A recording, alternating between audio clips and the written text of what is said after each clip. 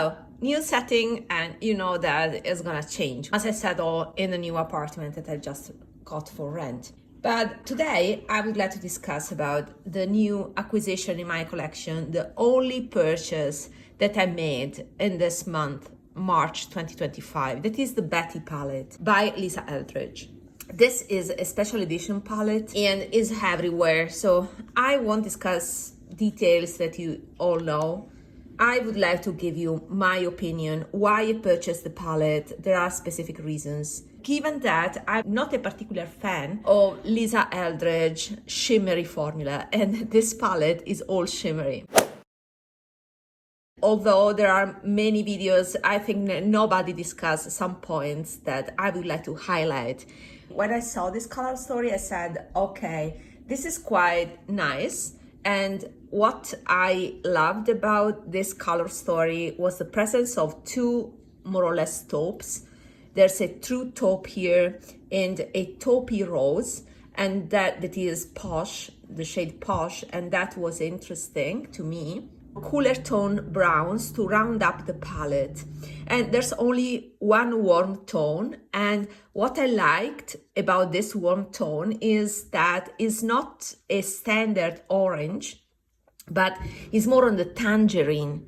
So even the warm tone shade that I usually don't consider and I usually get rid of in my collection was an interesting one. So overall, the presence of more cooler tones plus a kind of a unique shade of orange, let's say, was a plus. But there's also the downside of the formula. I'm very picky when it comes to formula, and you know that my favorite shimmery formulas are from Japan, are much finer. Also the looks that I saw in the beginning were, I don't know, I saw texture in all the lids of the ladies. And then I saw Mariam's video and I fell in love with the look. So yeah, I still think that this Posh shade is a bit thick for my liking, but I like the color. And I started saying, okay, I want this exact color because maybe in the future I will find, a baked GELÉE version, or once I have all my collection, because I don't have all my makeup collection here, so it's not going to happen soon, but once I have, again, control of my collection, that I can go through all my baked shade, I reorganize them, and we will do it together. Then I will try to find an extra dupe of this shade, because, yeah, chances are I have it, but I'm not aware of it.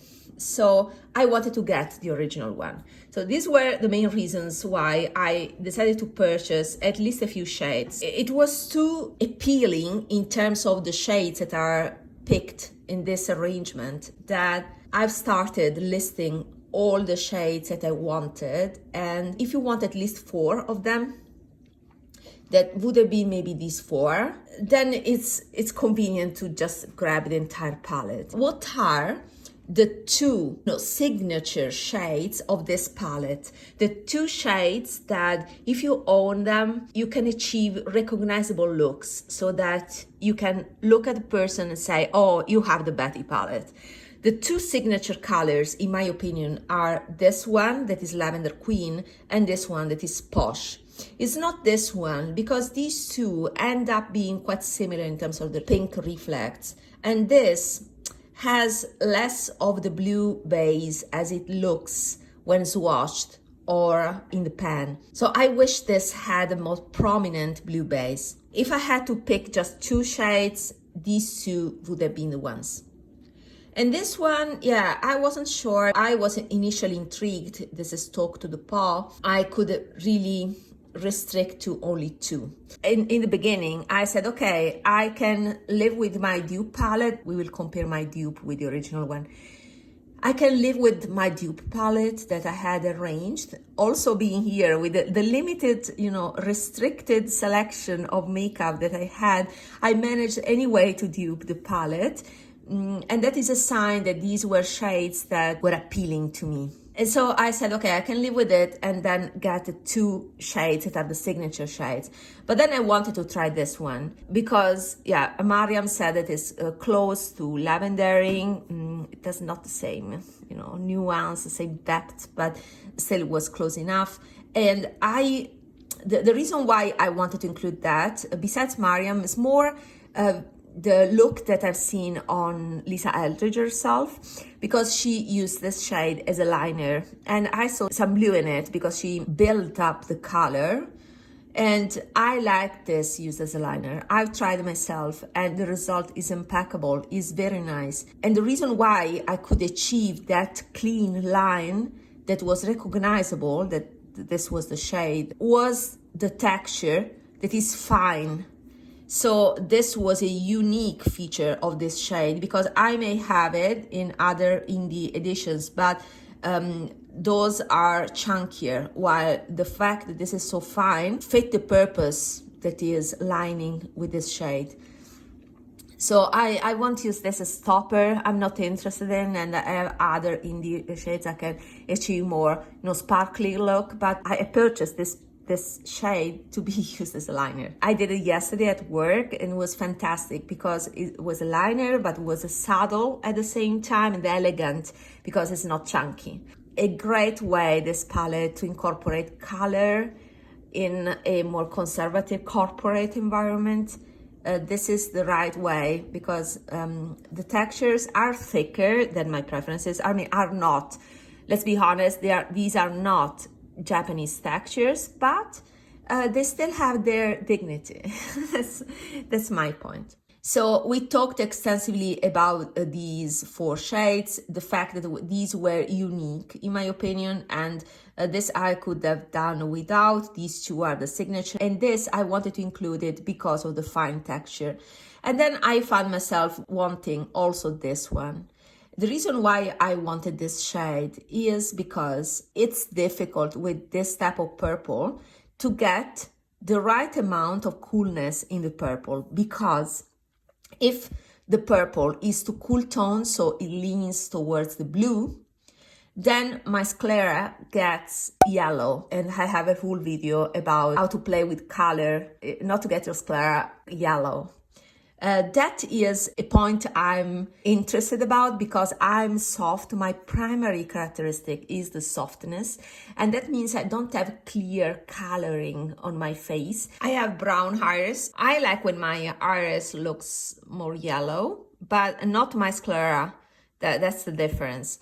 And therefore, this shade I found was the perfect balance between a pink purple that I don't like and blue purple that unfortunately got my sclera yellow.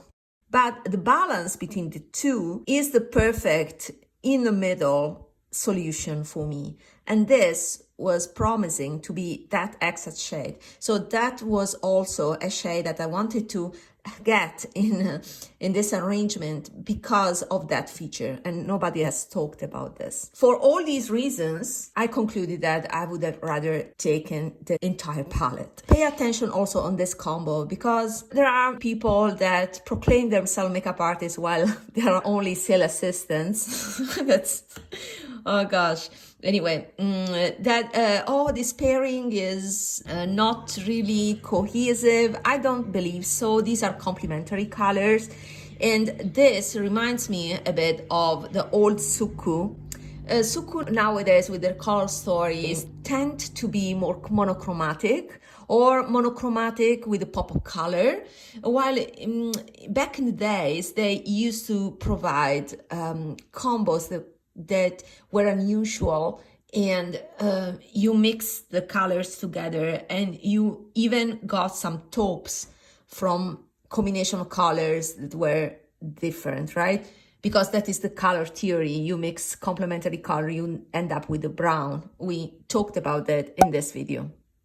So I like the fact that she decided to go for complementary colors. I envision a makeup look with one of the colors all over the lid and the other color as a liner. It would be amazing because each other color will pop.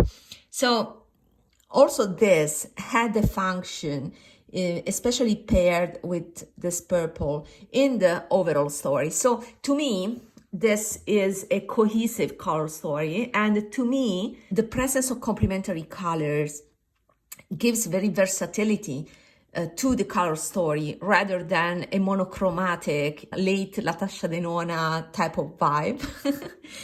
Instead, this with only 6 shades allows you to go in different directions, right? So these are my considerations that brought me to purchase the entire palette in the end. The palette is only available at Lisa Eldridge website, and this was also my first purchase from Lisa Eldridge since a while. As you may know from this video that was quite popular in my channel, I haven't purchased from Lisa Eldridge, but after that video, I actually bought the Sorcery palette, but not from Lisa Eldridge, but from a retailer. So it was better because I could purchase other things.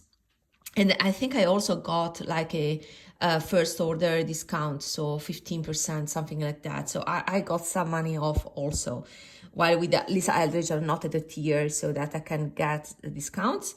But still, this, I thought it was worth the splurge, even if I wasn't in the mood, given my condition that I live in a temporary solution with all the things still packed. These are recent purchases that I would like to compare. So I won't do the usual swatch because you have seen them everywhere, but instead I will compare the colors. So I will swatch them anyway, but with a more, targeted purpose.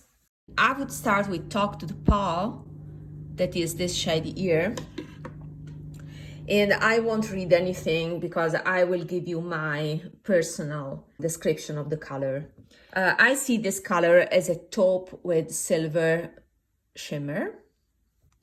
But the point is, since I've used them, I used all the colors. The point is when you use it and you blend it, I don't see the silver shimmer anymore. I would see on my eyes a silver shimmer only if I pile up the color, and that's something that I won't do with the shades because to me are too thick. These are standard formulas, standard powder formula that I don't like to build up.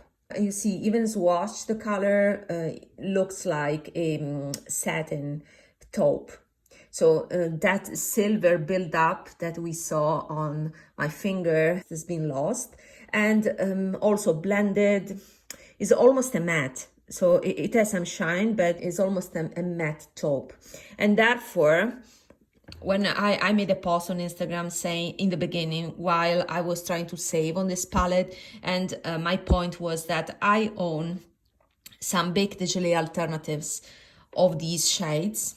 Unfortunately, not the ones that I wanted to dupe. For example, this would have been great to have it as a Baked Gelée alternative, but I don't have it. Why? Pat McGrath, you should have released this or your version of Lavender in Baked Gelée formula. I would have bought whatever palette, even entire mothership of pink and golds with just one Baked Gelée Lavender in there. I would have bought it at release time, but still it doesn't exist. So so this is a pity. But for these other shades I may have something. We will compare them. And for this shade, my correspondent Baked Gelée would have been this one from the Utopia palette by Chanel, this one.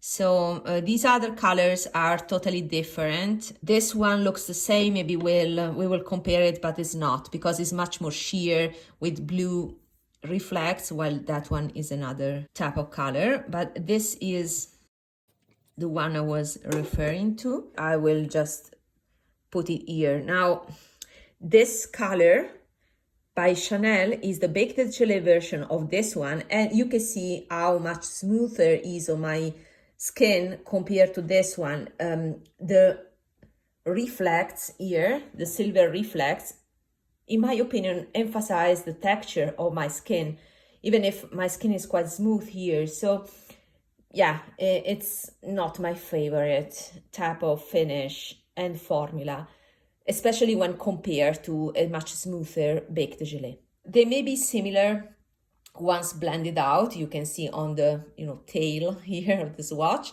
Therefore, to me, they are acceptable as dupes. But when you build the color on this part, you can see that there is more cooler mauve in this shade by Chanel that is not present in Lisa Eldridge. Lisa Eldridge is more golden brown as a base with that silver shimmer on top. I wouldn't had purchased the palette just because of Talk to the Paw.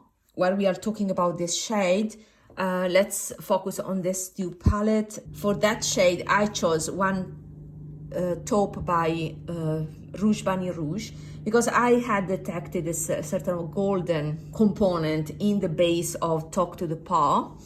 And therefore I had chosen this shade. It was, a single with the case, so I depotted from them. So I don't know which shade is this, but who cares, right? Because it's not possible to buy it. I think it's a Russian brand. And this was my take. And you can see that I was right, because this is more golden. Let me shear it out on this side. Yeah, I can see a familiarity with this one because this has some yellow in the base of the shade. But this has a golden sheen. That is something that is lacking here. And what I want to notice is that the sheen here is more fine, is more elegant compared to this more scattered silver sheen. This I see golden sheen that is finer. So these Rouge Bunny Rouge were truly gems. These Rouge Bunny Rouge eyeshadows were something very good quality. So here's my comparison. So this was actually my alternative to this. I could have lived with these two dupes instead of this, to be honest. In the end, I don't care. I mean, it's fine also to get this Talk to the Paw eyeshadow here because it's unique. It's versatile because it blends out as a taupe. Once on the eyes and you blend out, you can definitely use as deepening out shade. So I don't mind the versatility and, the uniqueness of this silvery sheen on it. It's just that I prefer my dupes in terms of formula compared to this one. That is maybe the most standard. Let's proceed with the signature color. That is this Lavender Queen. This is a shade that I bet I own. But it was difficult to find proper dupes. What I like from this shade is that compared to this one, I much prefer the texture of this because this is more uniform, is less scattered particles like this and more finer shimmer, so that is practically invisible on the eyes. Is more a shine, so is much more delicate type of texture and effect, very refined. And at the same time, this is pigmented. I mean, you see the presence. And that's what I want to highlight, because my dupe for this would have been this shade that I depotted from Bobbi Brown palette. And therefore, I don't remember the name. The problem with this shade is that, okay, it's baked gelée, but that type of baked gelée that is trendy right now, that is more sparkle, more scattered glitters. So with the baked gelée formula, there are different finishes. You have something that Pat McGrath used to call blitz shades that are the smoother, and then you have the astral, what Pat McGrath in the old naming, Pat McGrath used to call them astrals. And those were more chunkier in terms of glitters. Well, I think that the trend right now is towards those astrals. While a good dupe for this shade by Lisa Eldridge would have been something more on the blitz type of finish. So now you will see that I will compare them, and you will see that the effect on the eyes is different. So when I try to dupe to make my look with this dupe shade, it was fantastic. And then I put this on the inner corner. Well, I put on the inner corner and the effect, okay, similar, but this was much sheer. So I saw glitters, pink glitters on the inner corner of my eyes, but not the base. while with this, the effect that you get on your eyes is different. So I like to layer these two, but I wouldn't say that this is a good replacement for this shade. If you have that feature in mind, the full opacity, the color, the payoff of the base, and that is a feature that I wanted in my shade, and that's why I think this could not be duped by this one, and I'm happy to have bought the original.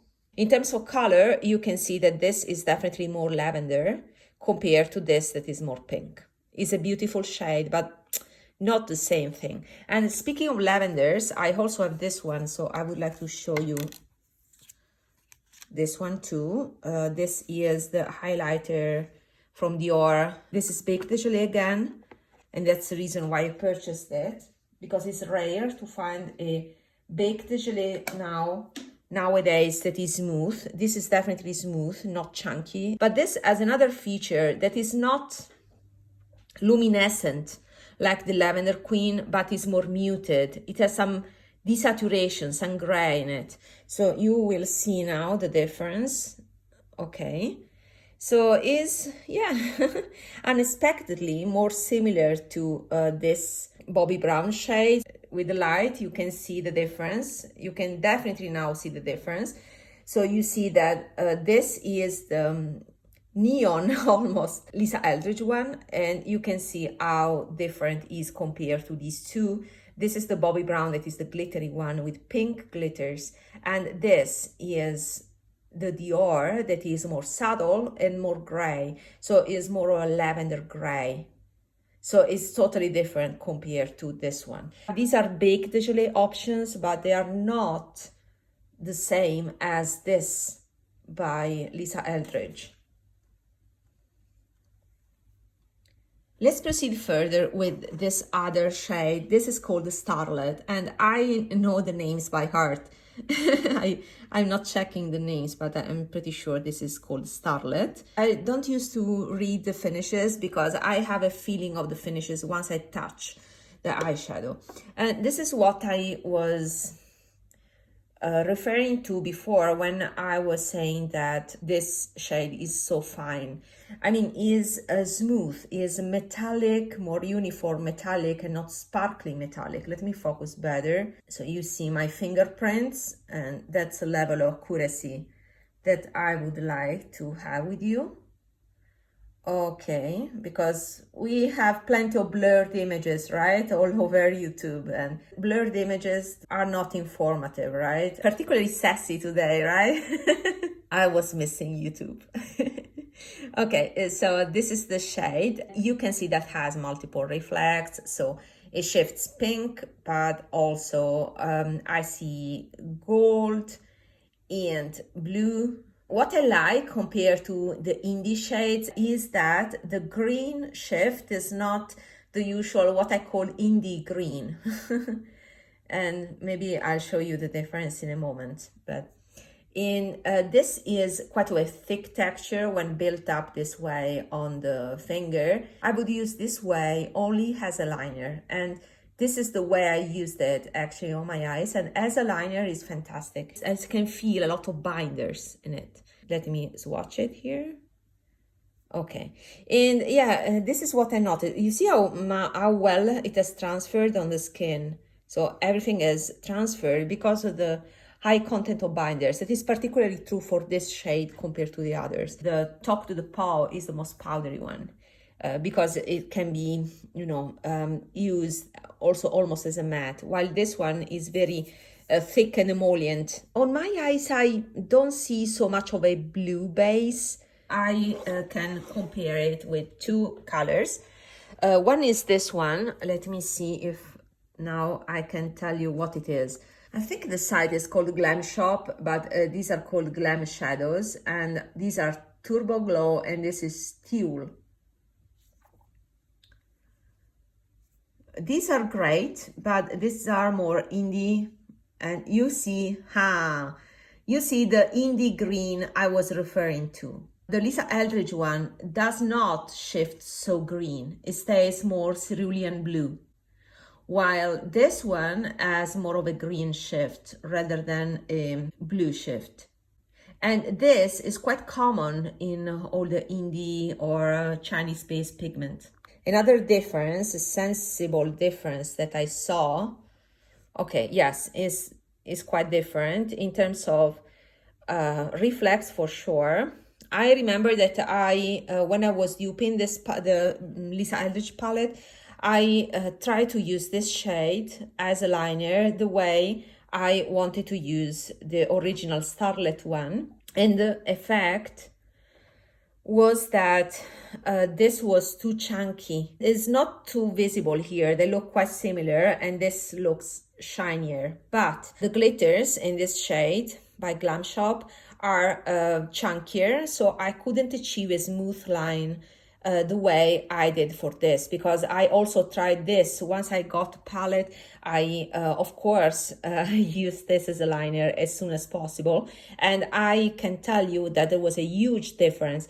The liner with this shade here, Starlet by Lisa Eldridge, was much cleaner and opaque and smoother because the particles here are finer, while in the Glam Shop one are coarser. If you build up, the shade is deeper, you see, but deeper on the greenish side, or not on the bluish side.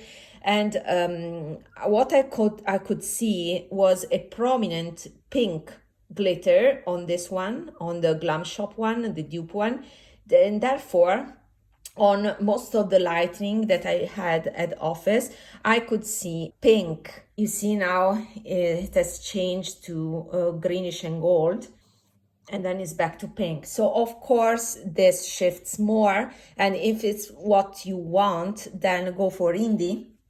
This is a great alternative, but it's not the same thing.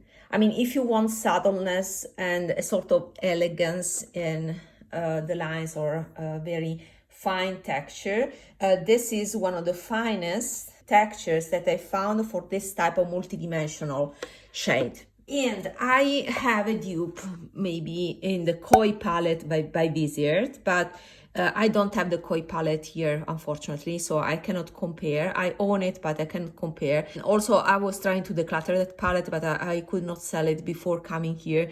Maybe I will organize another sale because I have too much makeup that is kind of redundant.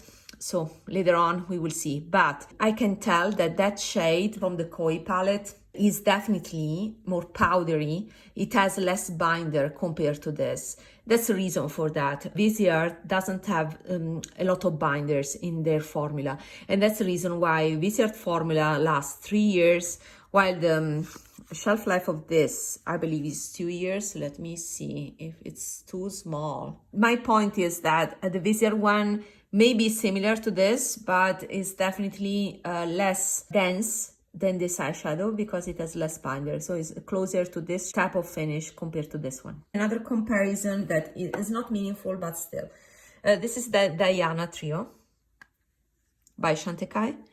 Is a regret. Do not purchase this. I mean, between the two, I prefer this one because at least it shows up, but we will go to the comparison later on. But these are too expensive. They are baked gelée, and that's the only reason why I purchased them. But guys, I paid 80 euros for each one, and it was a mistake. I did it because I could not wait. I didn't want to, you know, waste my time on searching for a discount on these. I just purchased them.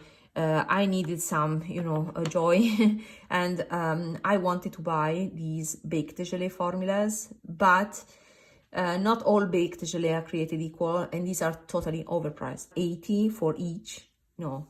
And you will see now, I will swatch this one. These are, yeah, they are nice. I wanted to swatch this one here, and is a totally different thing, but yeah, not really. If you don't want you know, the multi-dimensional effect of this, this is too light anyway. Some lightening, it can be similar, but is another thing. This is more for layering because it's sheer, and this is such a, I knew this was invisible. I knew it is a nice, maybe as a highlighter, but I will squeeze it here, but it's totally invisible. it has the same smooth effect of the highlighter. So has a highlighter, it would be nice. Has the Dior highlighter, I mean, but is a different piece. It has a nice shine, true to be said, a nice shine. Okay, this is more glittery. You can see them, but yeah, they can't compete with Lisa. Lisa, you have the color, you have the payoff, and you have the thickness as well with this one, because this is fine. I wish all the textures or the finishes were like this one. This is my favorite finish because it's the finest.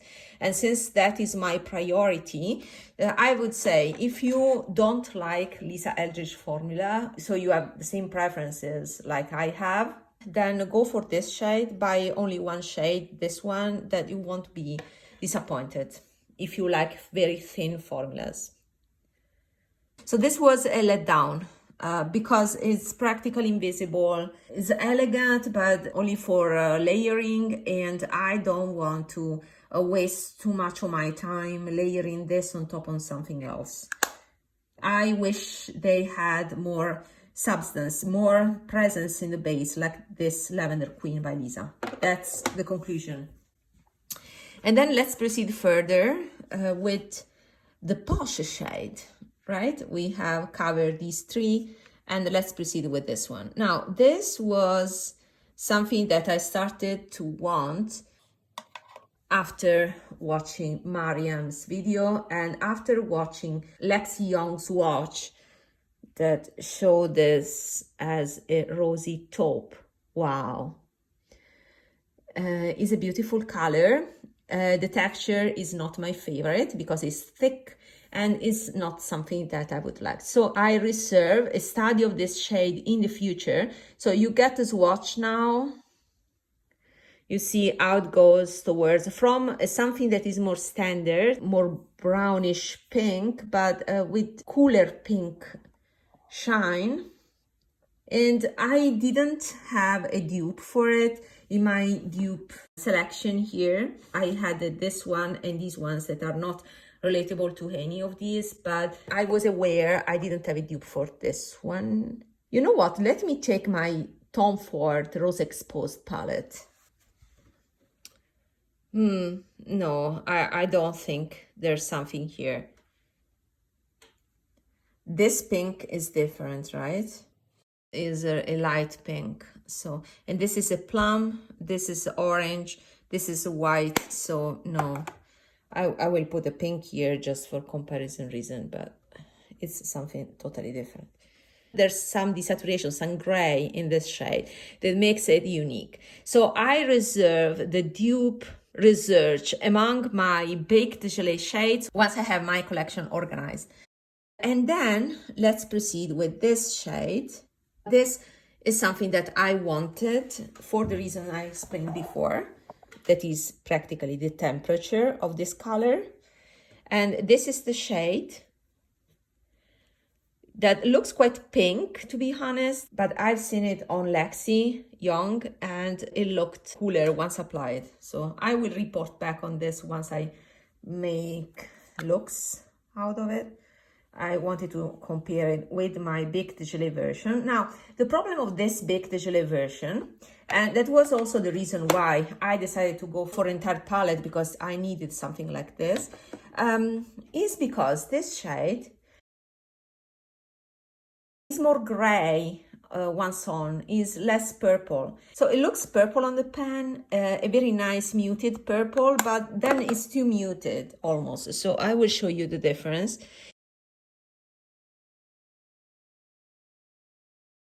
On my eyes is too light, so I see the reflection a lot, but the base color again looks like it's too light and it doesn't look purple on my eyes, while this is much richer of a color, the one by Lisa Eldridge.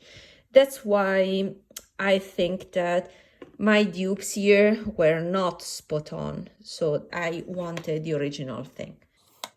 So this is the comparison, and another one is the dupe that I've chosen, that is a Luxie Beauty. This was called Wild, And I know how much I paid for it. I mean, I paid luxury prices for these because Luxie was considered a cheap brand. But this, first of all, was a multi-chrome, and then I had to import it from US.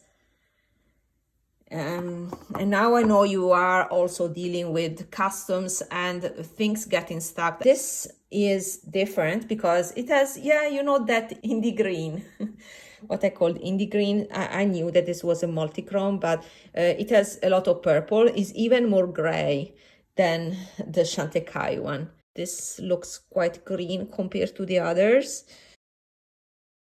Very gray purple, right?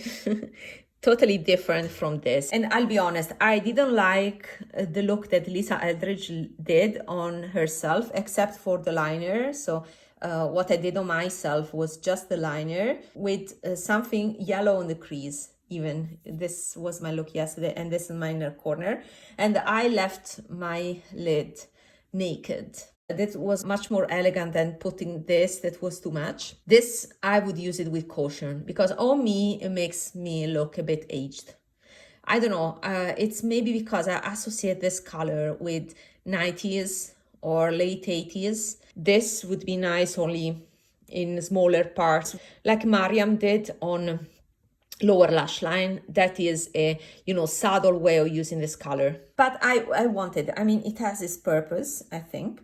And lastly, we have this tangerine color.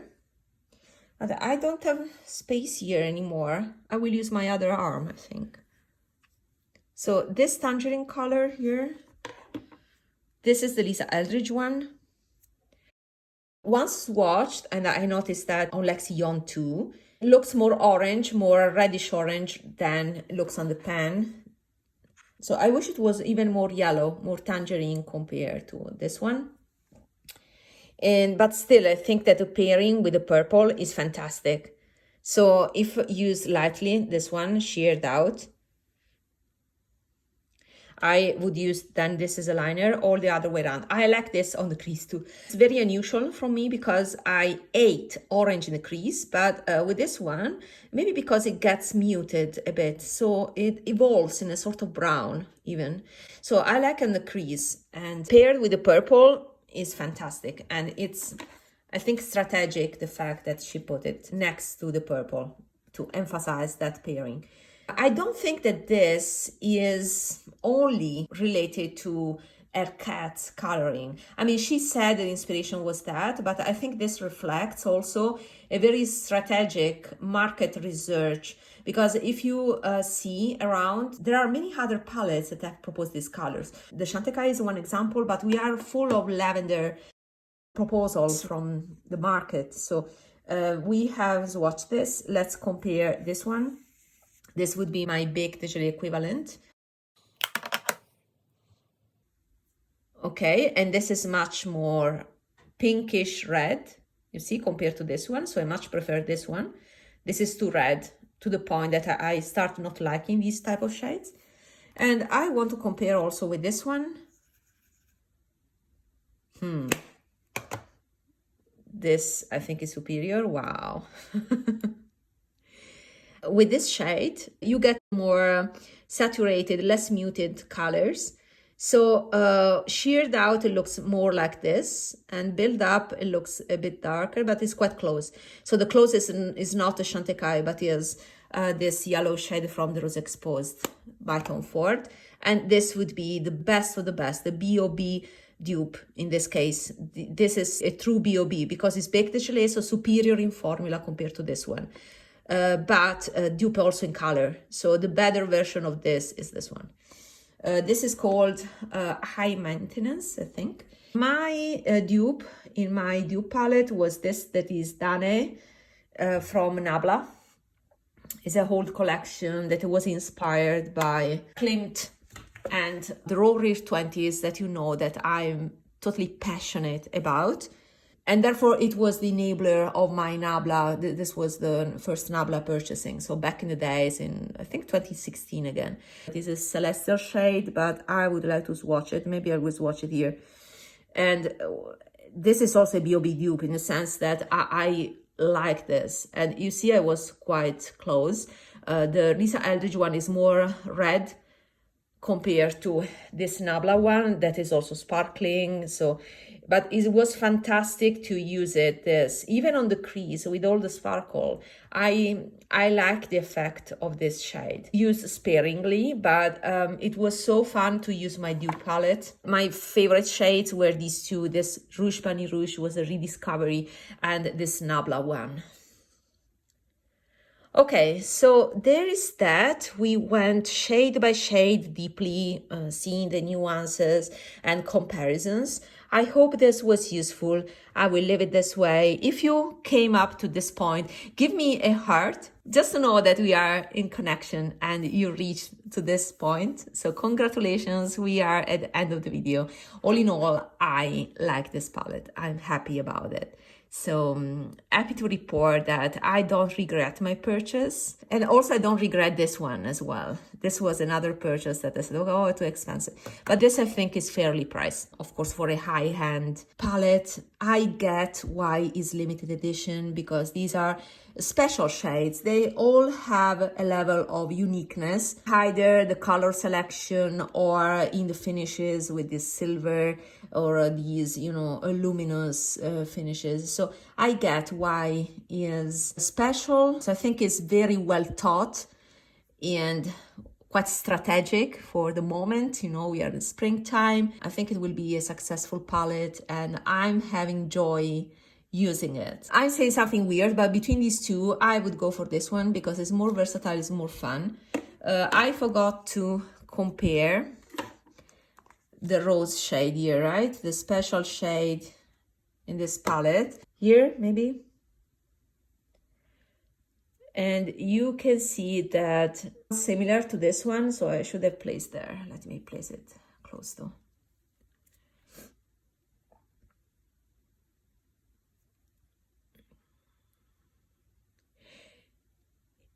So you see a reflection, so an iridescence, but is a different type of iridescence. Here you have some shimmers that are blue and pink, while here the shimmer are different type, less chunky, with Lavender Queen, and are smoother, all the same color and are lavender.